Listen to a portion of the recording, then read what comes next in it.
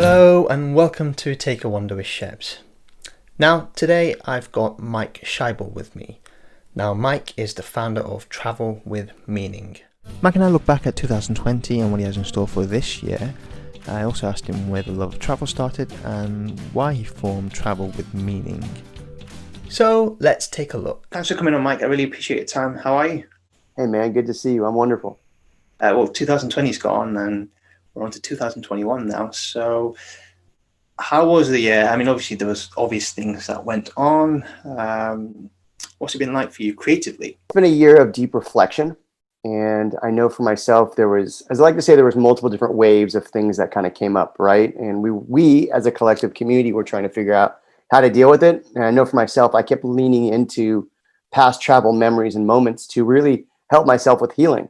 And for myself, I've been able to really pinpoint the three pivotal, meaningful, impactful travels in my life that were really important. And like yourself, I leaned out and reached out to quite a few people to have conversations that really kept me uplifted, inspired, and positive. As you just said there, reaching out to people. I started this as as a way of sort of not constantly thinking about my past and being stuck in the house. Initially, when we first went into lockdown, it's probably one of the best things I ever done in terms of creatively. Spoken to some amazing guests along the way, give me the opportunity to discuss travel in a way that I didn't think was possible. And I think it's a lesson learned as well, because sometimes a year, because obviously it's been a year since, not less than a year, I would say it was like last March. Sometimes in that time period, it can make or break a person, I think. So I didn't want to look back, let's just say, in a few years' time and go, what did I do in that time period? You know, I could really have done something. So, you know, I managed to do this. There's a couple of other things I've done as well. But yeah, I think it's really, really important that I didn't sort of fizzle out. I think you just brought up something really interesting. And I think it's okay for people to ride that wave, as I just said before, of like, there are going to be emotional times where you're going to be like, okay, I'm being positive. Let's go, go, go. And other times where you're like, you know what? I'm going to hit the snooze and I'm going to stay in bed just a little longer. And it's like the analogy of feel your feels. And I think that's okay. And I think we again, collectively have all been experiencing something this past year that's just extraordinarily weird and odd and has shifted everything. You know, everyone likes to use the word pivot. And there are times you need to figure out what it is for you. There are times you need to be easy on you, but how can I find those little things that keep me creative? And kudos to you for creating this conversation that does uplift you. I know for myself, as I said, I pumped a lot of content out for my podcast. I launched a travel game show and did 25 episodes that really was feeling good, not only for myself, but for guests. And I've just found ways that I could be of service to others as well as to myself. I just want to go back and ask you, where did love for travel start for you then? So let's unpack that question. Where did my love of travel come from? I'm going to say that it came from my parents, starting with my parents, as far as my mom has always been the explorer. My parents traveled quite a bit together, but my mom would do a lot of solo trips or with trips with friends. And I always saw that and I always looked at that. But for myself, I grew up in a very wonderful place. I grew up in Southern California in a town called Pacific Palisades that, quite frankly, people from around the world try to get to. And I grew up my whole life wanting to leave. And I grew up my whole life wanting to see what else is out there in the world. And I tried to talk all my friends in high school into going on a big trip after graduating high school, and nobody wanted to go. Nobody was ready to take that leap of faith. And I did it. I went to Europe. I went by myself, but I was part of a group. And that initial trip, I think, was kind of like that aha moment, and experiencing different things, meeting new people, like feeling like an adult in another country was just eye-opening. And I think my love for travel was completely cemented in that first experience. Well, I only realized until you travel alone for the first time and experience it. You get a feel of, oh my God, I have to find things to do myself. You make your own independent sort of schedules and stuff. There's no one really there to worry about. And I think that's when you really start to enjoy traveling, I think. Yeah, and to your point there's also an amazing kind of sense of accomplishment as a solo traveler that says like, I did it. I survived. I figured it out. Maybe it wasn't always easy, because it's not. Life is not always easy, but you figured it out. You have a story to tell from it. And actually, and I talk about this quite a bit. There are so many articles, I mean, from top publications that say solo travelers are smarter than other people. They say that solo travelers have figured it out. Again, to that whole point of being able to accomplish something, get over something, figure something out, how to get around in a foreign country, how to eat, how to do something, how to get by on yourself is a pretty big deal. Have your wits about you as well. So let's just say, like when I went to Rio, for example, I was told by the receptionist or the concierge, just be careful when you go out at nighttime and stuff. But then the more you travel alone, no matter where you go, you're going to be careful anyway. You could be mugged in your own home here. So it's sort of, you're right, absolutely right. It smartens you out, I think. And then, so with your, obviously, as you said, you fell into the love of travel. So did you first initially start in the travel industry, or did you have another job, or how did it all begin in that? I spent almost a decade plus in the entertainment industry as a talent agent and talent manager, representing a variety of different clients, from on-air newscasters to musicians to magicians to host talent, producers, experts, you name it. And I came to just a pivotal crossroads in my life, where I parted ways with a couple clients.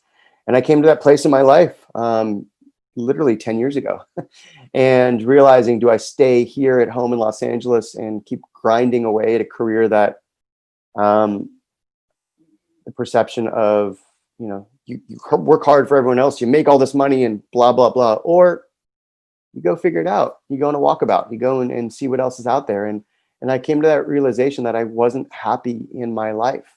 I wasn't happy thinking that I was defining happiness by if I got you a job or you a job. I didn't know who I was or what I wanted. And I bought a one-way ticket. And left for Australia with zero plans, zero connections, zero knowing or understanding of anything, and figured it out along the way. I've had guests from the States recently have said something very similar about the work-life balance. I've just picked up on that. Sometimes when it's all about work, you don't get to, especially in the States. I've got quite a lot of American friends who have said, they only get like a week's vacation time, it's 2 weeks vacation. In Europe, for example, it's unheard of. For example, in the UK, we get 6 to 8 weeks, sometimes longer. Amazing. Australia, very similar, or even like the Dutch or the Germans, they get between 6 and 10 weeks, and like it's standard. So you have that opportunity to have a life. Where the problem with America, and that's a whole different conversation for another podcast, another conversation. But the reality is, the way the structure is created in the States for work is you get your standard 2 weeks, maybe a few more if you've been at a company longer. But the reality is you have those 2 weeks, and people try and fit in their family vacations or other things, whatever that can happen within that. And then the other problem that happens is, especially if you're maybe a younger professional, you're worried that somebody else might take your role or your jobs or other things if you travel. And so that has been the mentality for so many years, as far as like when you take a vacation, what you don't. And frankly, in the last decade, that's shifted quite a bit as far as what a nomad lifestyle looks like, remote workers opportunities. And so all that's kind of shifted. I mean, that wasn't unheard of when I left and when I started traveling. Like, you just didn't do that. The freedom as well. So you're not restricted to, I think obviously things have changed. Obviously 2020, a lot of people went remote in terms of working. So I can see, I was listening to one of my talks, I think it was back in May, and I spoke about then actually that remote working could be a thing going forward. And I think this year, more and more people who go back into would want to go back into the office go, actually, I'd rather not. I have the freedom to work from wherever in the world. Why would I want to give up that, luxury? And it's, you were very bold as well, by the way, just going with, right, I got to just, a job that you had very secure. And then all of a sudden you said, no, I'm going to make the decision and go out there on my own. And then, But sometimes you need to take those risks. Otherwise, if you don't take those risks, then you're not going to find out, are you? Very well, well said, I should say. I guess it's the analogy: leap and the net will appear, and you have to have that trust in yourself and trust in the adventure, right? And just know that whatever's going to happen is going to change your life. Whatever's at home will be there. And so for myself, and I've always been, I guess, ahead of the curve on some level, because there was no real social media when I left. There was Facebook, and I would post things to Facebook, and I would have people freaking out like, "Where are you? What's going on?" But there was no Instagram. There was no TikTok. There was no there was Twitter, because I used Twitter quite a bit when I traveled. But it was a different realm and different conversation. Luckily, I should say, because I don't believe things had oversaturated the conversation. And back to your point, as far as people choosing 2021 and beyond to remote work, I think it's phenomenal, and I believe in it. And I think that is something that helps people grow. It opens their eyes to innovation professionally. But my hope and my plea is that people do it from an intentional standpoint. And I really hope that people aren't using it just for, look, I want people to go and have a good time. I want people to I like a good party. But I do believe that there are times where the influencer conversation and the oversaturation of social media and the lack of intention around what you're doing to connect locally and how are you going to make a big difference if and when you do come home, I want to make sure there's bigger meaning for people, and not just how do I make a quick buck off some presets or other ways that you can just go and keep going. So that's my take. Actually, that's interesting, because you were on a panel with me last year, towards the end of last year, and we spoke about the storytelling aspect of social media, everything really. And you're right. When I first started traveling, there was no social media whatsoever. I think I only sort of started using Instagram properly 2015ish, I think it was. So I was very late to it. Let's just put it that way. But the way you tell a story now has completely changed. Again, I spoke about this all last year. Gone are the days where you had 20 years ago, maybe it was, you saw the likes of David Attenborough on television. I grew up watching him, and then a couple of other people came along, and I wanted to be like them, tell a story through, struggles. But now I think it's shifted. And I'm not saying it's a bad thing, by the way, where there's a lot of emphasis on taking selfies, and sometimes when you see pictures of people with their hands behind their back, couples and stuff, sometimes leaves an image for other travelers thinking that's the lifestyle. But what do you really get out of that? Oh yeah, completely. But I mean, there's a couple things there. There's the Instagram versus reality, right? There's that conversation. There's perception. There's the intention of why are you posting it? Are you posting it because you generally want to share this? Are you posting it for the selfish feels of wanting to see what kind of likes you get? And there's a weird balance. And look, we all kind of play in that sandbox. And I know for myself, maybe it's because I watched The Social Dilemma. Maybe it's because I tried to spend a little bit of time in 2020 disconnecting and spending more time doing tangible experiences, doing road trips, doing things that got me back to me. That I've really wanted to distance myself from social media and really wanting to distance myself from fake versus reality. It's not that I don't think it's useful or helpful or supportive. I really do.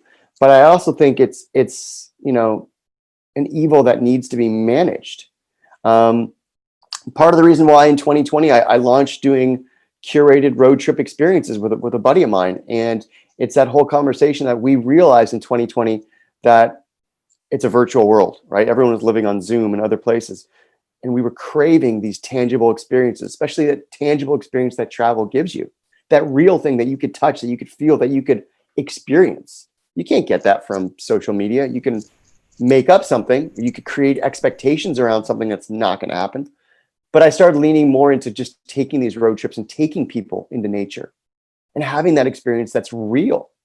So I'm not trying to discredit the influencers or put down that conversation. But for myself, I definitely put a pause and step away a little bit from how much I believe in that and how much I put stock into almost caring with that, because sometimes it's easy to fall down that rabbit hole of like how many followers they have or how much does that post have or like what do you have to do for social media.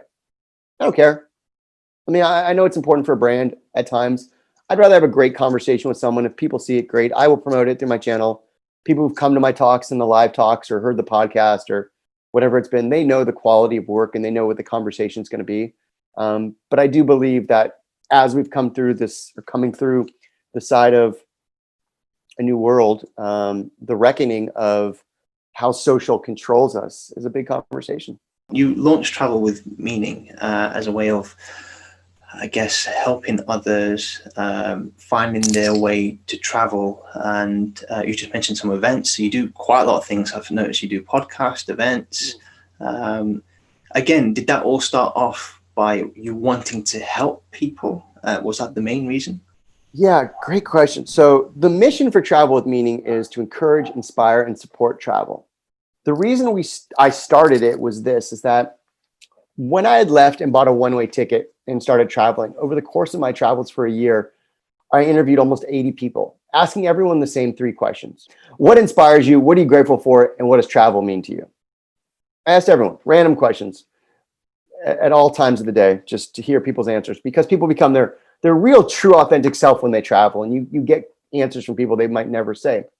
What happened was, when I came back from traveling and fell back in my rut home in Los Angeles of what a job looks like and blah, blah, blah, I wanted to share that content. And so I started hosting these travel talk events to bring together like-minded travelers to hear some of the stories and videos that I had shared. And then what I started doing was calling friends of mine who were maybe successful professionals. They were actors, they were CEOs, and I would interview them to hear travel stories from them that maybe they never told anyone else. And what I found was that really interesting gray area of travel as far as those connecting conversations. And I would go to different networking events in LA in the industry, in the travel industry, and nobody ever talked about travel. They talked a lot about free trips or jockeying for a position with bloggers, but I felt people were missing the true essence of, tell me that time you went to Paris for the first time. What was it like? What was the meaning for you?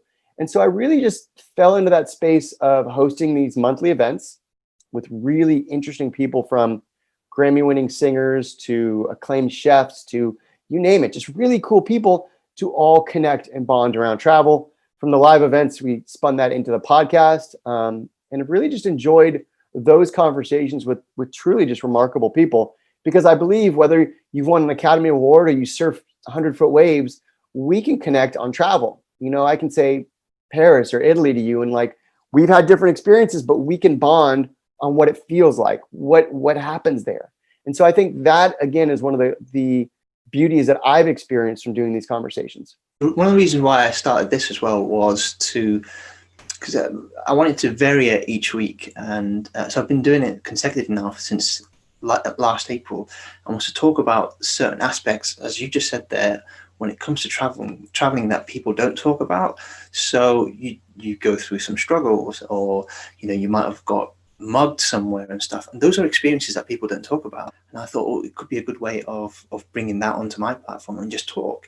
And then I think I had someone last year who spoke about a condition that she had, and, you know, can't get out of bed at times but still traveling and stuff. And one question I want to ask you then, when it comes to, I guess, the skill of interviewing people, because the way I approached it was, it's not an interview. Think of it as like a chat over coffee or whatever, and then so the conversation is natural.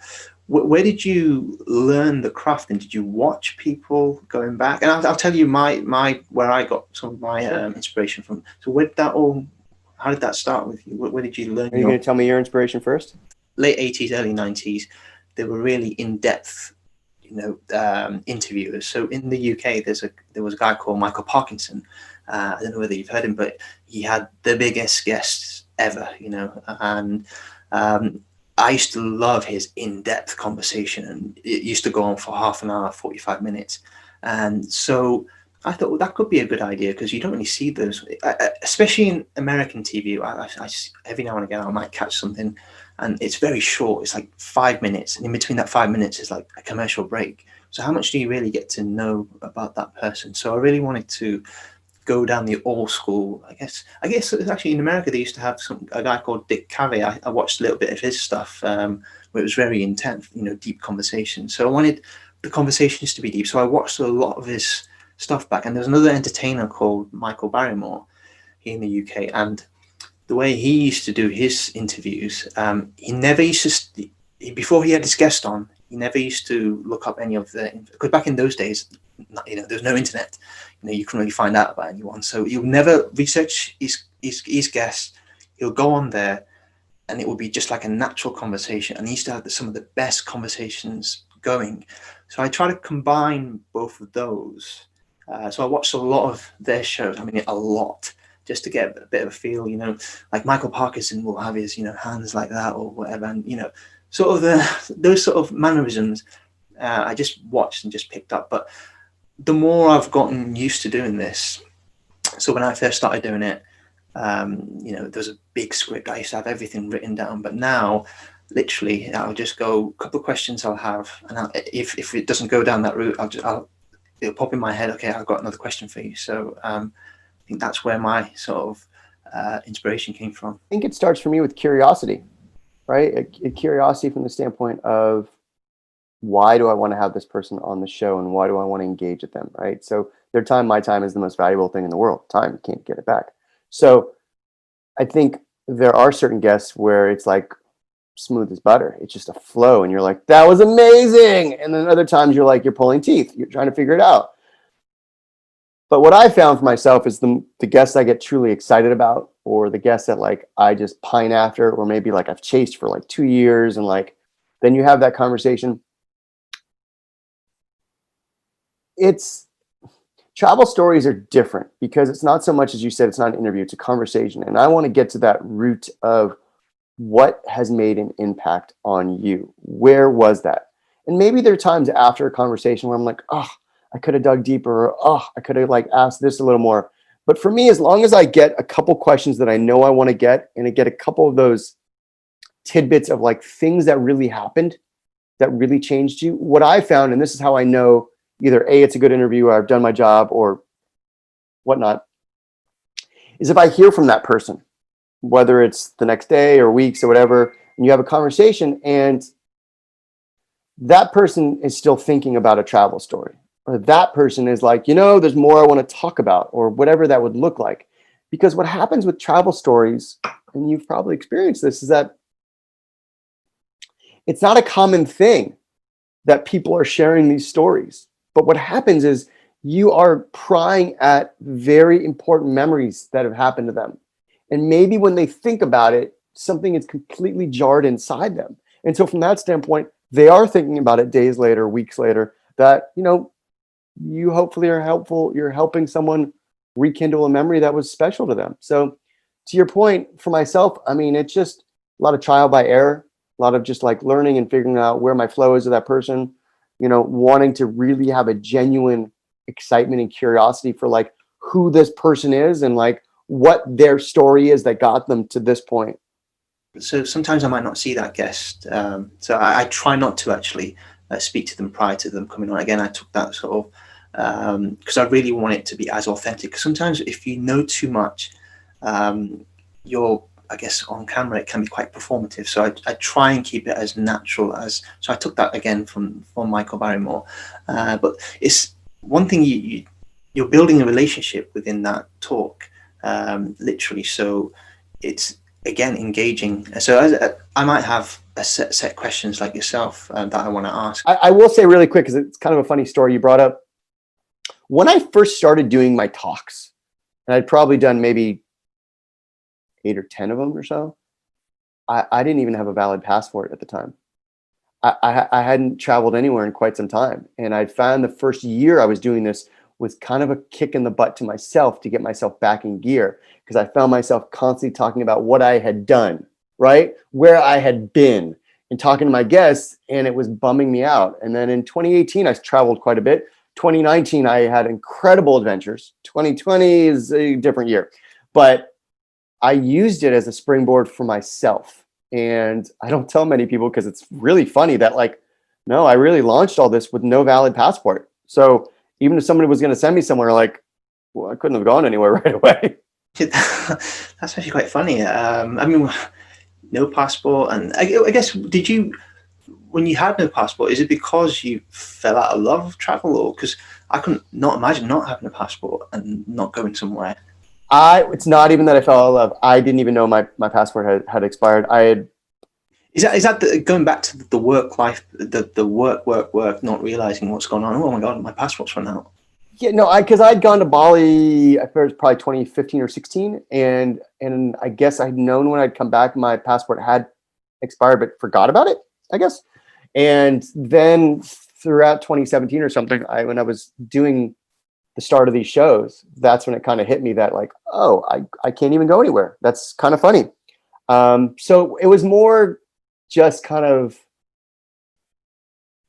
I guess, not paying attention. I don't know. There was never any falling out of love of it. If anything, it had been amplified at that point, but it was kind of the uncertainty and unknowing of what directional opportunity to really push the conversation. Tell me really quick, if you don't mind me asking, like, I mean, again, I've read parts of your book. I've been on a panel with you. I've listened to some of your stuff, and like, I find you a very fascinating traveler.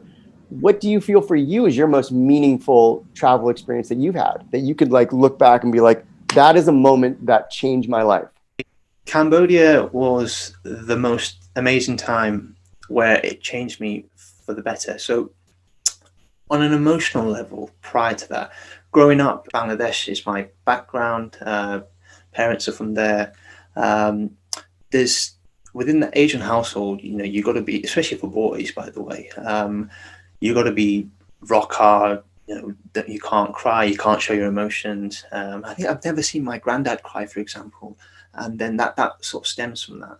So growing up, I almost grew up stone cold, and so it was until I went to Cambodia in 2015, so about 5 years ago now, and I went to Phnom Penh, the killing fields, and it was like the biggest eye opener. And I don't know what happened, all the floodgates started to come out, and then I remember it was the tour guide sort of giving us the description of what happened, really got me going. And then seeing all the skulls, if anyone's ever been, it's amazing to go, you see the skulls and everything.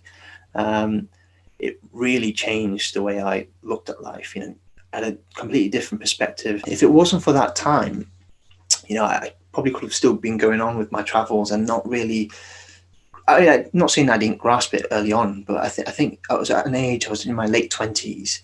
I really started to understand what travel's about, really. And it's about really opening up your mind, your body, to life, and giving back. Because I looked at them, the Cambodians, some of them, their history is quite recent. I'd met people who'd lost family members, had to walk to school 4 miles every day back home. I thought to myself, I'm pretty lucky where I am, very fortunate. Yeah, it sounds like it gave you a really deep appreciation for others, for yourself, and gratitude for just like your opportunity, and like seeing that in a different lens as opposed to just on a vacation. The other thing about that experience as well was, just in terms of like my material. I mean, I was never a materialistic guy anyway. I never grew up with much, but I just didn't value anything that was materialistic anymore. I mean, as I said to you, not that I did beforehand, but like for my 30th birthday, which was a few years after that, people asked me, what do you want? Do you want this so you can buy? And I was like, no, actually, just, if you're going to give me anything, just give me money so I can go experience another adventure, and I barely, but I don't buy clothes anymore. If I do buy a top, for example, it'll be on my travels, because I mean, what you get out of it and stuff. So that it really changed completely the way I looked at life, and the way I experience life now is just completely different to what others might do. So it was a really, really amazing time in my life. I mentioned like in 2020 when we were in kind of lockdown modes and whatnot, and I was digging deep for myself as far as what travel has created for me. I pinpointed these 3 pivotal trips, and so I kind of look at like all 3 of them as really just interesting kind of building blocks and opportunities of growth myself. So the first time that I went to Europe when I was 18 was a very pivotal moment for myself as far as the eye opening that, oh, I like this. I want to experience more places. I want to do more. A couple of years after that, I went and studied abroad and lived in London for 6 months and traveled extensively. And that again was a really big jumping off point for me. I ended up not going back to my college. I went and did other things and really just felt that experience as like, oh, so much more eye opening and things that came my way. And then definitely the third trip as far as buying the one-way ticket to Australia and traveling with no plan and solo and just really becoming who I am today because of that. So I think those 3 trips especially create the meaning for myself for who I am. And also to the point of, I think once you realize that you have become like this conscious traveler, that you're completely open, you're not going backwards. I'm not going to go back and just sit at a Club Med and drink Mai Tais all day. I mean, maybe for like an afternoon, that'd be great. But reality is that I'm always going to have something I look at differently. You know, I'm always going to be that person who's talking to random people. I'm always going to be that person who's looking on the other side of somewhere we're staying to see what the locals are doing and just getting out there and experiencing. And I think those 3 kind of pivotal moments have taught me how to be. One thing also, I think one of the questions I think I asked you during our panel talk was, do you see yourself as a role model now? I don't know. If people, from when I initially left and traveled by a one-way ticket and people were inspired and I set up a lot of people years after with contacts I made, cool. I don't know if I look at myself as a role model. I think it's a funny word. If any way my conversations or experience can encourage people to go, cool. I've noticed actually, us in the UK, the Brits, because in our schooling system, we always just talk about, you know, let's be a role model to. I think is that more of an I don't know whether it's an American thing, because when I had the guys on the panel, all of them, because you're all, I guess it was an American panel that I had, none of them sort of said, no, I don't really want to be a role model. I think role model has been just characterized in such a different way in probably the last 20 or 30 years in the States, maybe worldwide. But I think once upon a time, the role model was seen as this or something. And then I feel like that's shifted so much. And I think especially in the last 10 years where individuality has been celebrated so much more, and it's like, be you, you know, role models are whoever they are. There's people who can create inspiration for you that, you know, did something and you go create your own roadmap. People I look up to, but you know, it's not the same conversation, but it's almost like something saying about a mentor. You know, for myself, who did a lot of my own professionally, like I had people I looked up to and people I'd have great professional conversations with. I never felt I had mentors. I had a couple people I really admired them professionally, but I think like-minded travelers in general, have a way of just figuring it out on their own and exploring on their own. So if my actions and my experience in turn encourage you to go do that, that's cool. I don't think that's deemed role model from the standpoint of you pine away at wanting to meet me and do the things I do. But if by leading by example, you can go and do that, cool, you know? But I don't think people are going to have my picture or my poster on their wall as a little kid and dream of me as a role model. I mean, that's kind of an awkward picture, but whatever. In terms of what you did last year and you couldn't do, what would you like to do this year and going forward? Well, I definitely want to continue with doing some more road trips from these tangible experiences. I do really believe that no matter where we are in this year, whether it's spring, summer, or whatever, people are still going to be very much hurting and need healing. And I believe the best way to find that is in nature. Nature is the best therapy we can do. When you say hurting, it doesn't necessarily have to mean, you know, they've lost loved ones and stuff. You're more like just sort of being stuck in the house or whatever. Man, everyone is having just PTSD and just lockdown fatigue and conversation fatigue of what any of this had looked like. I mean, you know, when all this came about in March of 2020, everyone was baking bread and doing workouts online, and people were, you know, we'll get through this together. Granted, I'm stoked. That's great. But like a year plus later, like people were like, enough, I'm done. Tap me the F out, you know, no more. And I get it. I get every side of it. So to your point, I really found for myself being in nature. going to the mountains, going to the desert, but going to the mountains and jumping in lakes and finding hot springs and just sitting and hugging a tree was freaking magical, man. And it was very therapeutic for myself just to go and listen to nothing but myself and just sit there. So I do very much want to continue those opportunities to share that with people. I had looked to take a pivot even out of the day-to-day of travel and start a couple different professional things just to give myself some stability and some sustainability even.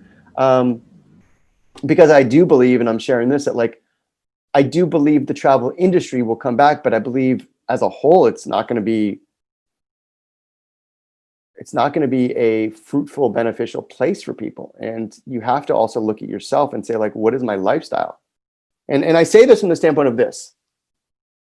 I love travel. All I want to do is encourage, inspire, and support people traveling. It's like my bread and butter. I love it to a T. But also you have to look at, like, where does that take me? And am I chasing every sponsor around the globe because X, Y, and Z? Or do I do this from a passionate standpoint and have my other thing that allows me to keep the lights on? I don't know. And so during the past year, I spent a lot of time looking at that and increasing my skills and leaning into some new stuff and finding ways that I could become the best version of myself that allows me to help others and not desperately figure out how does the travel industry, make me something. Like I don't want to rely on anyone. I want to just do. You don't necessarily have to travel all the time to be a traveler, because sometimes you have to reflect. I think not traveling has actually helped me in some respects, because before that it was like constantly on the move. But last year, to a point, I mean, I was lucky enough to actually travel at one point in my 2020, but it was a different way of traveling. But yeah, sometimes you're absolutely right. You got to look back and go, why, again, to your motto, travel with meaning, I guess. Are you traveling for a reason? Is there a meaning? Why? Where's the why? And we do like to look at, like, the Simon Sinek, right? Start from why. And I think if we as people create that intention of what you're doing, why you're going, you have a bigger meaning for what it is. Doesn't mean your expectations have to always sit with that, but you do need to have that intentional why for what you're doing. I mean, my 2020 started off with a bang. I was flown to Bermuda to host a series of events. I had a couple other things, and then, everything kind of shifted and we went a different direction. Away from your work travel, I mean, I know you said you like to go out to certain remote places and just relax and stuff. Anything else that you like to do that people don't know? Any day I can get in the water, whether I jump in the water for a surf or just even jump in the water to swim or something in nature, especially in nature, but something in water is always a game changer. It's funny, and going back for a second, when I was a talent agent, and kind of a big moment for me, and realizing that I was defining my happiness off getting other people work, right? And it's a funny thing because I loved that I was being of service, but I realized I didn't know anything about myself because I deemed my happiness off your happiness. I realized that when I became happy was when I got in a body of water. And so I figured out that for myself, any day I can get in the water, not just a bath or a shower, but like a lake or a stream or the ocean, I'm happy. And so that's something. So I love to get in the water. I love just to go for hikes or just walks even. Like, I'm a big walker. Like, even if I just go for like a 20-minute walk a day, those are pretty big things for me. Like, any day I can just get out and just kind of listen and just be a part of nature. What about in terms of relationships? Has traveling affected relationships, or are you in a relationship? I am. I'm with my partner of, almost 8 years. I guess you've gone on this journey with her, really, then, haven't you? This journey currently, yeah. Other journeys, no. But I think my one-way ticket journey helped get me to where I am today. Her and I have been on many, many journeys together. And I would say that, like travel, you learn how to communicate and figure out different things. And relationships are the best learning lesson for anything. And so her and I have learned how to coexist, co-communicate, and co-create together. And it's been an extraordinary adventure, ups and downs, but partnership has been tremendous. I always ask fellow travelers, relationship questions, because there's a lot of last year I did quite a few shows where a lot of people would tell me travel's affected their relationships, or they're still single, and I noticed there's a trend actually within the world of travel that there's not many. You're traveling solo, and some of my friends, good looking guys. I've got some friends who are girls who are absolutely gorgeous, and you're like, what are you still doing single? And again, one thing they kept telling me was committing to a relationship could affect the way they're living, this life where it's amazing, constantly on the move and stuff. And but then I myself, similar thing, my mindset was always, if I fall into a relationship, does that person will have to like what I do, and but then because you sometimes fall into that trap, don't you? But then I don't know, I guess it's amazing that you've got someone that supports you, I think. But I also think to each his own. And I think if that's the mindset, you're like, I don't want to do this because X, because I'm this, then that's not for you. You want to go and have that player lifestyle or whatever that chooses, and no judgment on whoever you are, whatever you choose to do. I spent a good amount of my time traveling, thinking and wanting to find a partner, and struggled quite a bit with relationships, whether it's a traveler I could have a great connection with in Chiang Mai, and we hang out for a couple weeks, and then I think this is it. I would get in my head a lot about that kind of stuff. And so as a solo traveler, you don't always want to be a solo traveler, because then you find someone else. And then when you find someone else, you don't want to be with that someone else. So there's, again, that balance. What do you want? What do you want? You're never happy, right? And so I struggled quite a bit with that, and found myself, leaning into this relationship when I got home, and have done a lot of work on it. But we also are very supportive of each other's goals and opportunities. And I also think I'm a little older than a lot of younger travelers, and have been more experienced. I've been married. I've done things, and I love to still take trips by myself. I also really love when my partner comes. So coming through, 2020, the first time I left town in Los Angeles, I left her home and I went camping for a week by myself. Like, I have to get the F out of here. I have to go figure some stuff out for myself. I need to go find a lake just to jump in for me. Part of the reason I wanted to go was for me, my own growth.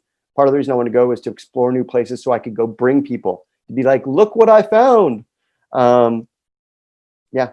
Balance. Absolutely. That we talk about that balance again, like life balance, relationship balance and stuff. You find it. You're going to find it your own way, I think so.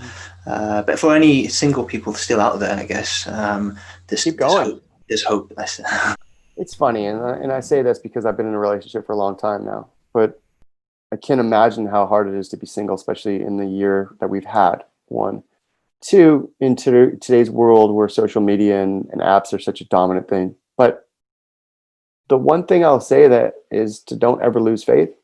And I'm sure you've heard this, and I've heard this from every guest I've ever interviewed, is you just keep going. And so whether it's having a partner or a career or a travel or whatever it is, you just keep going. It doesn't mean every day is going to be easy or good, but you just keep your forward momentum. Absolutely. And whatever it is, find one thing a day that's going to make you feel good. Do it. Come to the end of our talk. I really enjoyed this. It's flown by. Really appreciate you coming on. Before I jump, can I ask you one more question? Yes. One question? Yes, go on. What does travel mean to you? For me, travel is a way of opening up my heart and being open to the world, and getting others to open up as well. That's for me what travel is all about, and uniting as one. Because if you notice, I've been on certain trips where it doesn't matter what religion, background, anything you are, you can unite as one. That's what travel really does for me, and I missed a lot of it last year. When I went away last year, that's one thing I missed. So for nearly a month when I was in Turkey, there was no one around really to connect with. So yeah, that's what I'd say travel means to me anyway. Thank you for sharing. Appreciate that. Right, Mike. Well, thank you very much, and we'll speak to you soon. All right, brother. Be well. Cheers. Quite an extraordinary talk, and if you want to follow Mike on any of the social medias, you can follow him under the handle travelwithmeaning, or visit his website www.travelwithmeaning.com. travelwithmeaning.com. That's it for Take a Wander with Shebs. I hope to see you all very soon. Until next time, bye for now.